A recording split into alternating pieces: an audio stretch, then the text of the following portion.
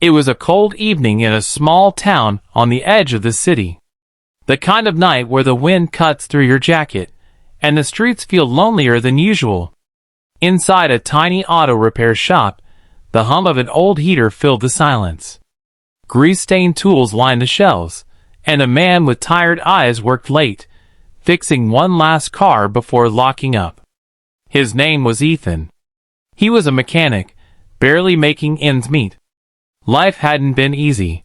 The bills piled up faster than he could pay them, and his dream of opening a bigger shop someday felt like just that, a dream. That night, just as he was shutting off the lights, he heard the sound of crutches tapping against the pavement. He turned, and saw a woman struggling to make her way across the icy sidewalk.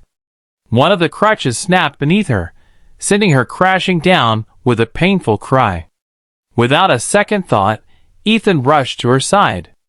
"Are you okay?" he asked, helping her up gently. Her name was Clara.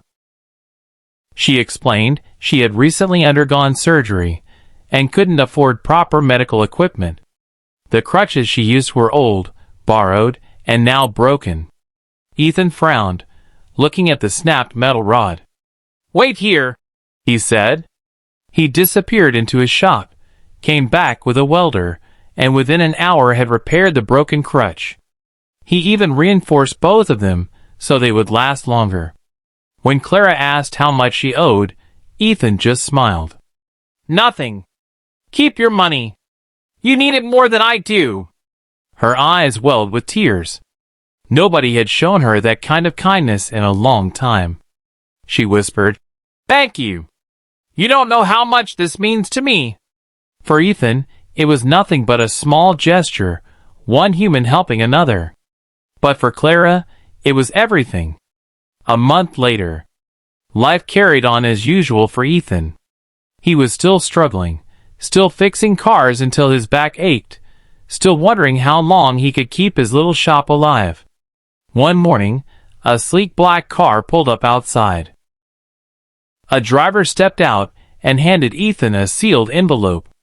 Confused, Ethan opened it and nearly dropped it to the ground. Inside was a letter.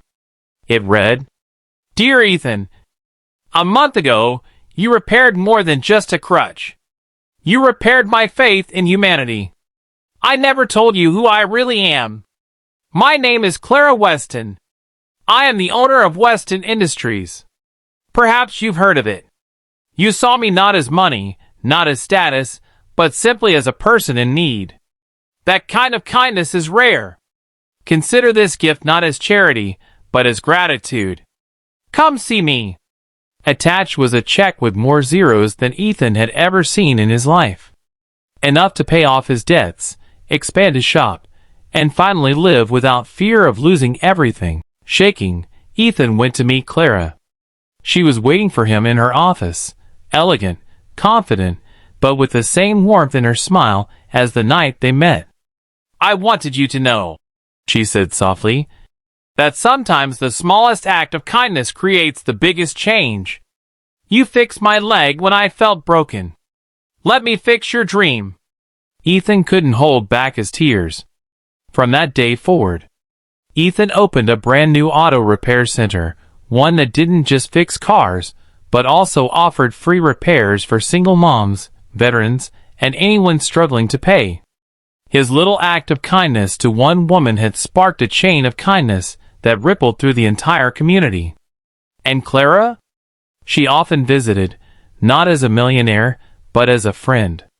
Kindness costs nothing, but it can change everything. When you give without expecting anything in return, life has a way of giving back in the most unexpected, beautiful ways.